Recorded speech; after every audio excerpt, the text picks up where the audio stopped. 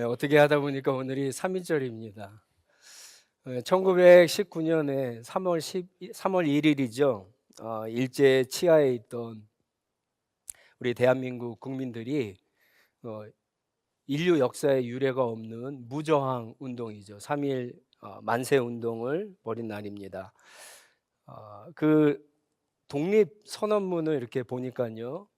33명이 그 나라의 운명을 결정짓는 중요한 일에 이렇게 사인을 했는데 그 중에 33명 가운데 16명이 기독교인이라고 합니다. 천도교인이 15명, 불교인이 2명. 근데 제가 한번 찾아봤더니 그 당시에 뭐 그때는 남한이랑 북한이랑 이렇게 통일 한국이었죠. 그래도 그때 기독교 전체 그러니까 한국의 전체 인구가 1,600만인데 기독교 인구가 2%가 되지 않았다 그래요. 1.8%인데 나라에 아주 운명이 걸린 일에 기독교인이 반 이상이 그렇게 앞장서서 나라를 살리는 일에 힘쓴 것을 보면서 이 기독교의 역시 이 힘이라고 하는 게 복음의 능력이라는 게 숫자에 있지 않다라고 하는 것을 또다시 깨닫게 됩니다. 오늘날 기독교인들이 많이 줄어든다고 하는데 어떻게 보면은 그게 결코 나쁜 것은 아닙니다. 여러분, 기독교는 항상 숫자로 무언가를 내세운 적이 없어요. 오히려 한 사람 한 사람이 얼마나 그 복음이 그 안에 들어가서 그 사람이 변화되고 가정이 변화되고 사회가 변화되고 나라와 민족 이 세계를 변화시키는 가가 훨씬 중요합니다. 그렇기 때문에 우리 아이들 우리 헤브니 키즈 아이들도 아주 적고 우리 원유닛도 그렇고 청년부들도 적지만 우리들도 그렇지만 우리 한 사람 한 사람이 더 하나님의 말씀의 소망을 갖고 듣고 변화되는 귀한 역사가 있기를 바랍니다.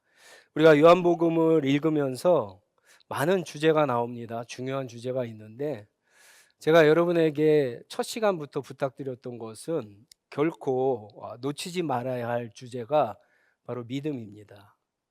요한은 요한복음을 기록한 목적을 20장 31절에 요한복음을 읽는 사람들이 예수가 그리스도이고 하나님의 아들이심을 믿게 하고 그렇게 되어서 그렇게 믿어서 예수의 이름으로 생명을 얻게 하는 것이다 라고 그렇게 기록하고 있습니다. 그렇기 때문에 여러분 이 구원을 얻는 믿음이 요한복음에서 어떻게 설명을 하는가 여러분 그것을 놓치지 않고 따라가시기 바라고요. 오늘 우리가 읽은 이 본문 말씀은 구원을 얻는 믿음을 정말 갖고 싶은 분들에게 하는 말씀입니다. 그리고 또 한 가지는 오랜 시간 신앙생활을 했지만 오랜 시간 교회 안에서 믿는다고 했지만 예수님이 말씀하시는 믿음, 성경이 말하는 믿음이 무엇인지 잘 모르는 분들을 위한 말씀이기도 합니다. 여러분 30절에 보시면 많은 사람들이 예수의 말, 가르침을 듣고 믿었다 그렇게 이야기하죠. 그런데 31절에 보시면 예수님께서 믿는다고 하는 사람들에게 믿음이 무엇인가를 설명해 주십니다. 그건 무슨 말이냐면은 이들이 믿었던 것이 뭔가가 잘못됐다라고 하는 것을 우리가 알 수가 있어요. 예수님께서 31절, 32절에 믿음을 이렇게 표현을 합니다. 너희가 나의 말에 머물러 있으면 너희가 나의 말에 머물러 있으면 여러분 성경을 보세요. 저를 보시지 마시고 성경을 보시면 너희가 나의 말에 머물러 있으면 너희는 참으로 나의 제자들이다. 그리고 너희는 진리를 알게 되며 너희는 참으로 진리가 너희를 자유롭게 할 것이다. 이렇게 말씀하시죠. 여기서 나의 말에 머물러 있다. 믿음을 이렇게 표현을 하세요. 너희가 나의 말에 머물러 있는 것이 믿음이다. 이렇게 표현을 하세요.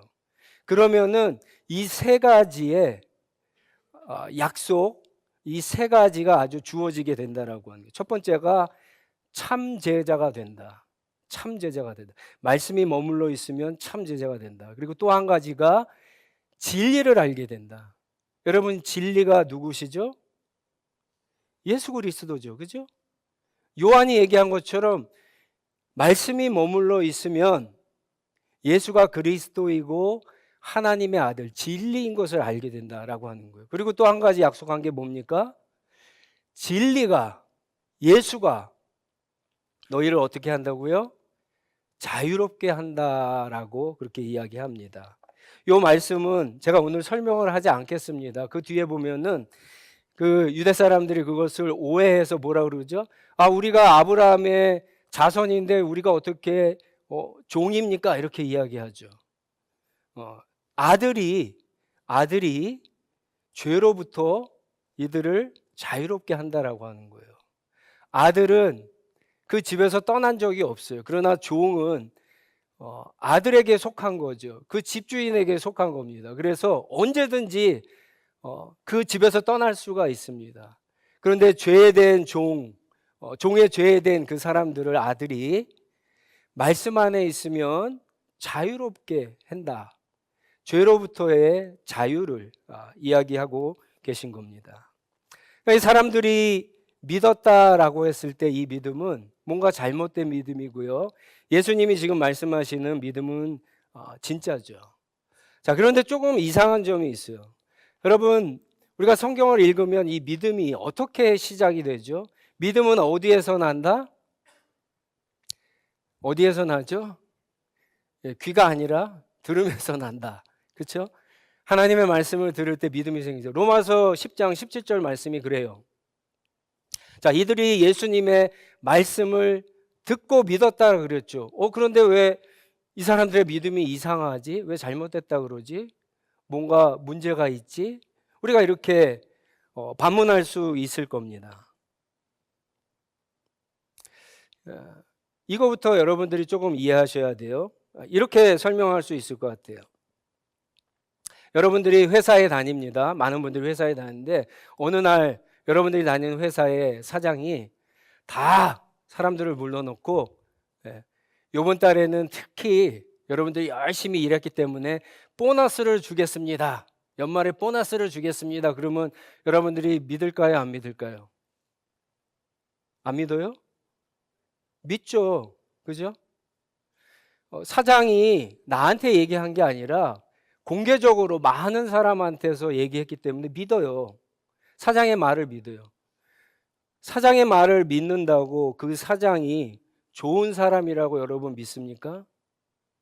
그 사람이 훌륭한 사람이라고 믿어요? 정말 내 인생에서 롤모델이라고 그렇게 믿어요? 사장의 말을 믿는 것과 사장을 믿는 것은 다른 얘기예요. 제가 여러분들에게 매주 이렇게 설교를 하고 월요일부터 금요일까지 설교를 할 때 여러분들은 제 말을 하나님의 말씀으로 다 믿으실 거예요. 여러분들이 제 말을 하나님의 말씀으로 믿는다고 해서 저를 유은상이라고 하는 사람을 믿는 것은 아니에요. 그것은 다른 문제입니다. 예수의 말을 믿는 것과 예수를 믿는 것은 다른 얘기입니다. 오늘 예수님께서 말씀하신 이 사람들은요, 예수의 말을 믿은 거예요. 예수를 믿은 사람들이 아니에요. 대표적인 사람이 오늘 이 본문에 이름이 나오지 않지만 우리가 분명히 알 수 있는 가룟 유다라고 하는 사람이죠. 그는 예수님을 만났을 때 예수님의 말을 믿었기 때문에 지금도 따라다니고 있는 거고요. 그리고 앞으로도 아마 따라다닐 거예요. 그러나 그가 나중에 떠나게 되죠. 예수님을 배반하고 떠나게 됩니다. 예수님의 말을 믿는 것과 예수님을 믿는 것은 다른 얘기입니다. 심지어 우리가 예수님의 말씀을 믿고 세례를 받아도 진짜 믿음이 아닐 수 있어요. 사도행전 8장에 보시면 예루살렘에 큰 박해가 일어나고 사람들이 막 도망가죠. 빌립이 도망가다가 사마리아 성에 도착해서 놀랍게도 도망가는 중에 하나님의 말씀을 전합니다. 하나님의 말씀을 전하는데 놀라운 기적들이 막 일어나요. 막 장애인들이 치유되고 막 그런 기적들이 일어납니다. 그래서 그 성에 있던 많은 사람들이 빌립이 전한 복음을 듣고 믿고요, 세례를 받게 됩니다. 자, 그런데 그 중에 이 사마리아 성에 아주 유명한 마술사 시몬이라고 하는 사람도 빌립의 말을 믿고 세례를 받습니다. 자, 진짜 믿음일까요? 아니죠. 바로 그 뒤에 베드로가 이 시몬의 믿음을 갖다가 책망하죠. 회개하라고 책망합니다. 가짜 믿음이었어요. 예수의 말을 믿는 것과 여러분 예수를 믿는 것은 다릅니다. 특별히 요한복음에는요, 요한이 기록하면서 예수의 말을 믿은 것과 예수를 믿은 것을 다르게 표현합니다. 첫 번째 증거가 요한복음 4장에 나오는 왕의 신하의 죽어가는 아들을 살린 이야기입니다. 어느 날 왕의 신하가 자기 아들이 죽어가자 예수에 대한 소문을 듣고 예수님 앞에 옵니다. 예수님께 아들을 살려달라고 간청을 하죠. 애원을 합니다. 예수님이 그 말을 듣고 그래 돌아가라, 네 아들이 살 것이다 라고 하는 말을 해줍니다. 이때 50절에 보시면 4장 50절에 보시면 성경에 뭐라고 표현하냐면요, 한번 봐보세요. 4장 50절에 보시면 그는 예수께서 자기에게 하신 말씀을 어떻게 해요? 믿고 돌아갑니다. 예수님의 말씀을 믿고 돌아가요. 자, 그런데 돌아가다가 어떻게 되죠?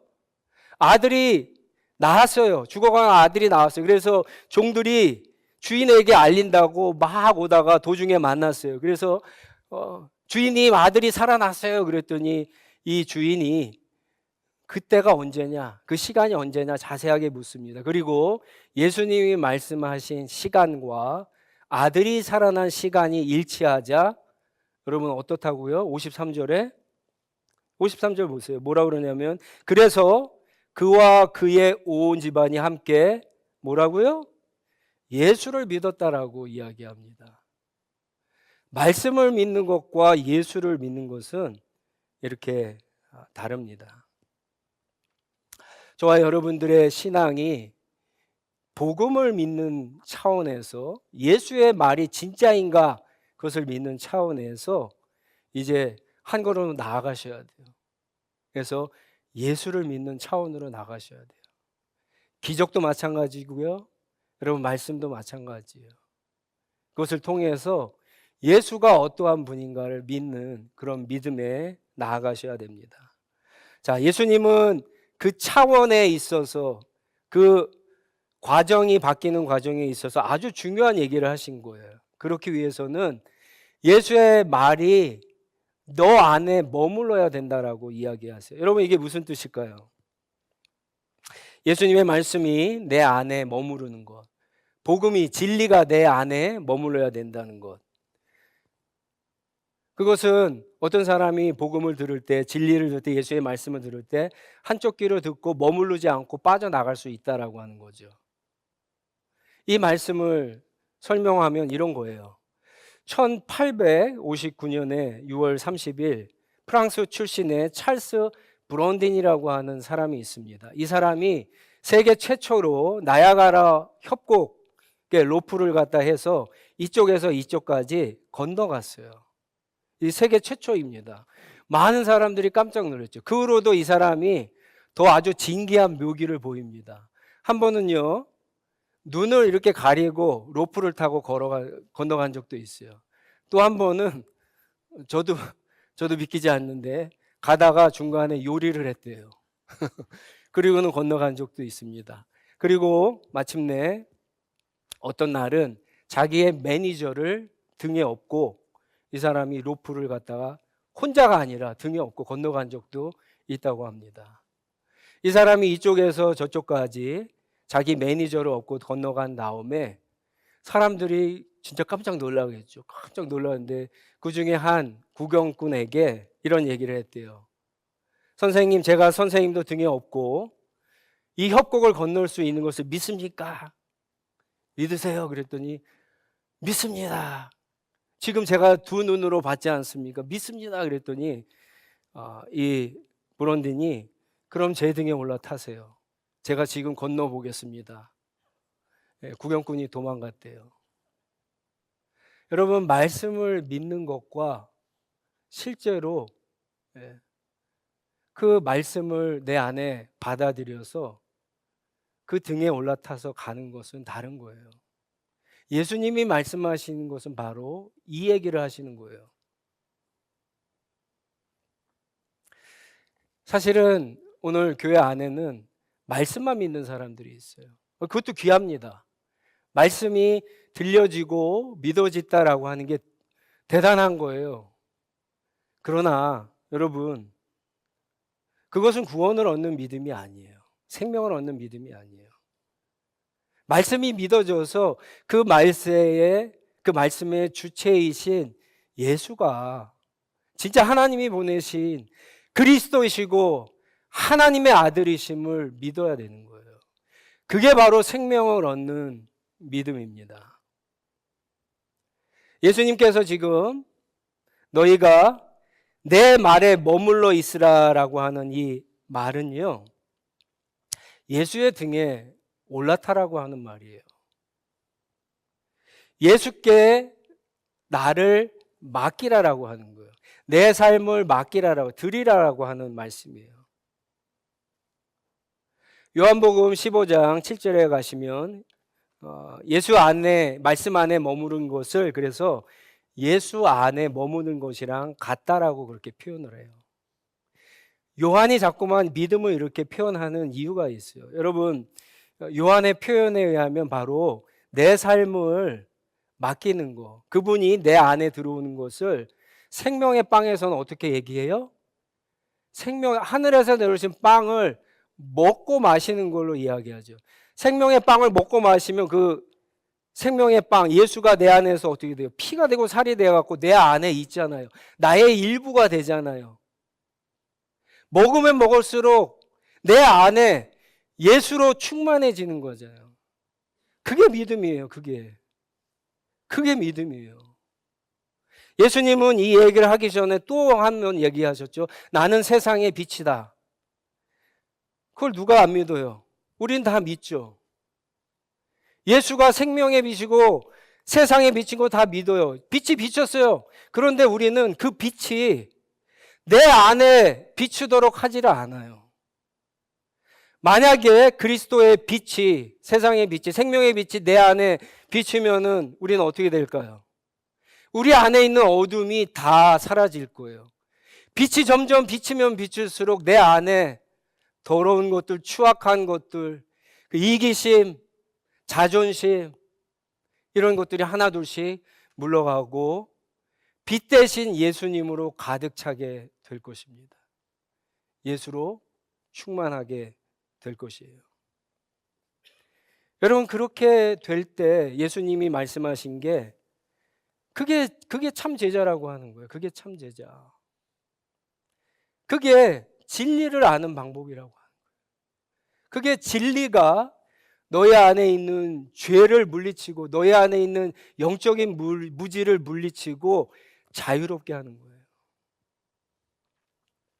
신앙생활하면서 우리가 이 죄책감으로부터, 오늘도 우리가 찬양을 했습니다. 예수님은 우리를 정죄하러 오신 분이 아니에요. 예수님 우리를 구원하러 오신 분이세요. 그렇죠?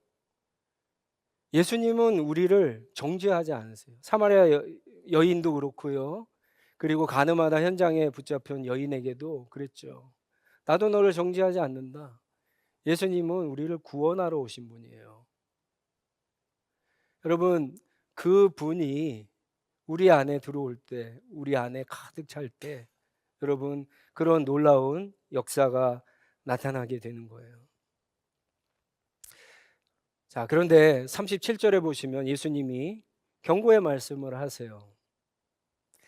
이들이 이 말씀을 오해하자, 그죠? 오해하자 예수님을 갖다가 예수님의 말을 믿다가 갑자기 예수님에 대해서 반감을 갖기 시작을 합니다. 그랬더니 예수님이 그런 말씀을 하세요. 37절에 그 이유가 그 이유를 이렇게 설명하시죠. 여러분 8장 37절을 보시면 어떻게 한다고요? 내 말이 너희 속에 있을 자리가 없기 때문이다. 예수님의 말씀이 우리 안에 있으면 참제자가 되고 진리를 알게 되고 자유롭게 되는데 예수님의 말씀이 없이 말만 믿게 되면 어떻게 된다고요? 나중에 예수님을 적대하는 사람이 된다라고 하는 거예요. 가룟 유다가 그렇죠.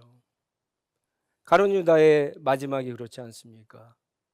예수님의 말은 믿고 따라왔는데 예수님의 말이 가룟 유다 마음에 없고 그 안에서 역사하지 못하고 예수님으로 충만하지 못하자 예수님을 파는 배신하는 그런 사람이 되죠. 예수님의 말씀이 있고 없고는 엄청난 차이가 있습니다.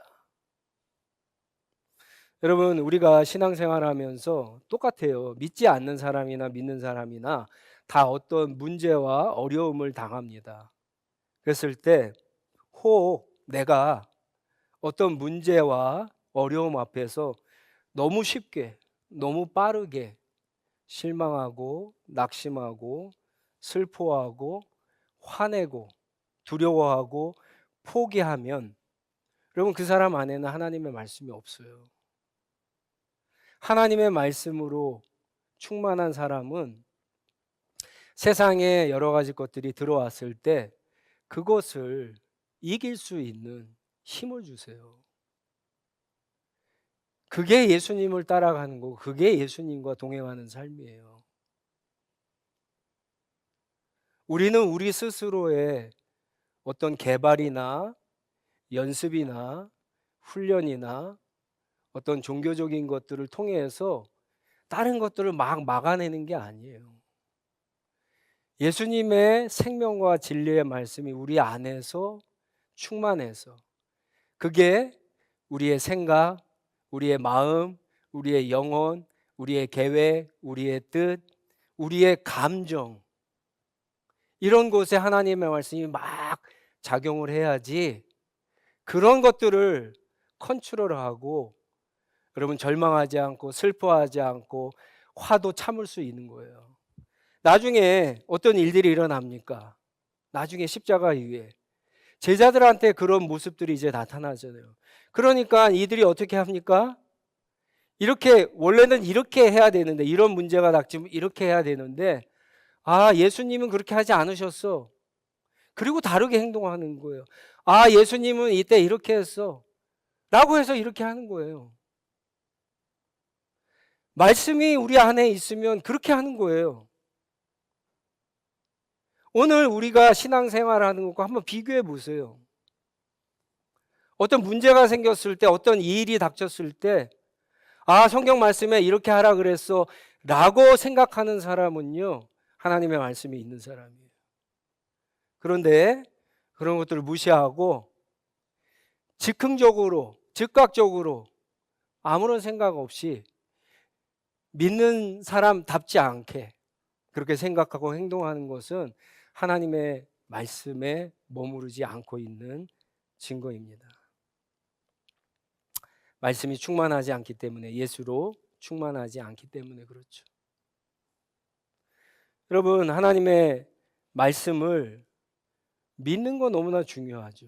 그런데 더 중요한 것은요 그 말씀이 내 안에 머무르게 하는 거예요.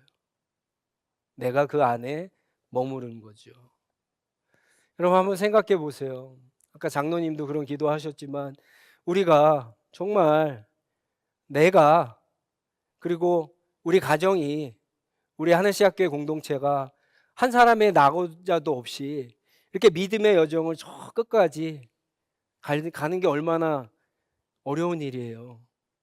그랬을 때 여러분, 뭐가 가장 쉬울까요? 첫 번째, 예수님은 저기 가고 우리는 뒤에서 가끔 쳐다보면서 쫓아간다.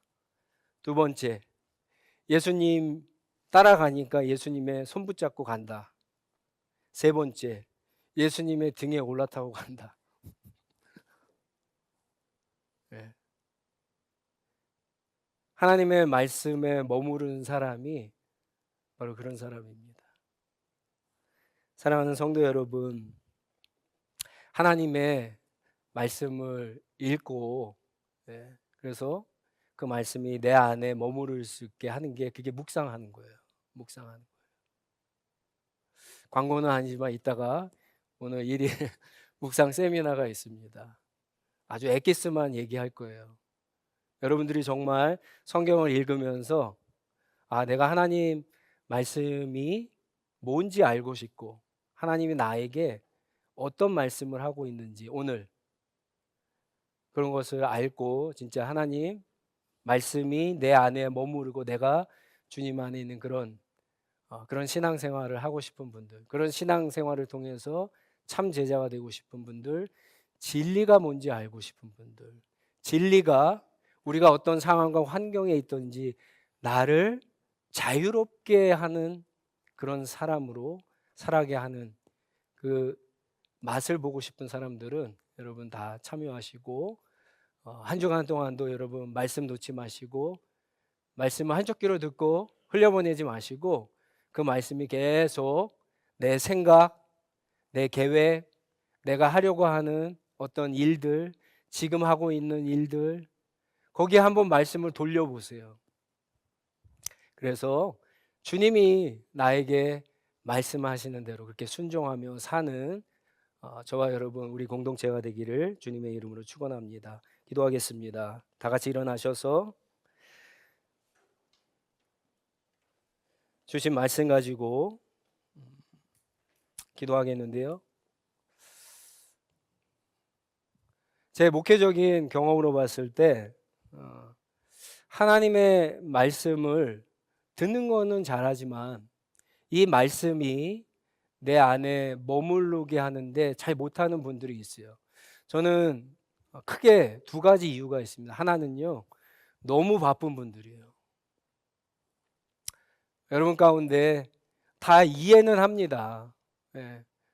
요즘 얼마나 힘드니까. 그래서 더 열심히 남들보다 일해야 되고 더 1시간이라도 일찍 일어나고 늦게 자야 되고 또 투잡, 쓰리잡도 떼야 되는 그런 상황이에요. 그러나 여러분 한번 잘 생각해 보세요. 그렇게 우리의 인생이 그런 상황과 환경을 따라가다가 마지막에 가면 too late이에요. 그런데 그렇게 바쁘고 어렵고 힘든 시간 가운데서도 주님의 말씀을 내 안에 머무르게 하고 그 말씀을 쫓아가는 삶은 여러분 다릅니다. 그 말씀을 의지해 보세요. 말씀을 오신 예수님을 믿어보세요. 그분을 영접해 보세요. 초청해 보세요. 그분이 내 안에서 나를 다스리게 한번 해보세요. 너무 바쁜 분들은 자기의 생각과 마음 속에 말씀이 머무를 방이 없어요. 그리고 또 한 분은요, 또 한 가지 분들은 이미 여러분의 마음과 생각의 방에는 다른 것들로 가득 차요. 사실은 이거부터 깨끗하게 해야 되죠. 그 다음에 말씀을 넣어야 되는 거예요. 여러분들이 혹시 그런 내 상황이 그런 영적인 상태가 그런 분들이 있다면 하나님 앞에 기도하시고 그리고 말씀을 열심히 읽는 분들 계속 하세요. 그게 나쁘다는 건 아니고 거기에 머무르지 말고 조금 더 목표를 잡고 하나님의 말씀을 듣는 대로 그 말씀이 가리키는 예수가 어떤 분인가 그것을 여러분 발견하세요. 그게 진짜 보물이에요. 그게 진짜 보물이에요. 그래서 예수님을 먹고 마시고 예수가 내 안에 들어오셔서 나의 어둠을 환히 비치고 다 쫓아내고 빛의 자녀답게 우리를 살게 하는 그런 은혜가 있게 해달라고 우리 한번 같이 기도하도록 하겠습니다. 기도하겠습니다.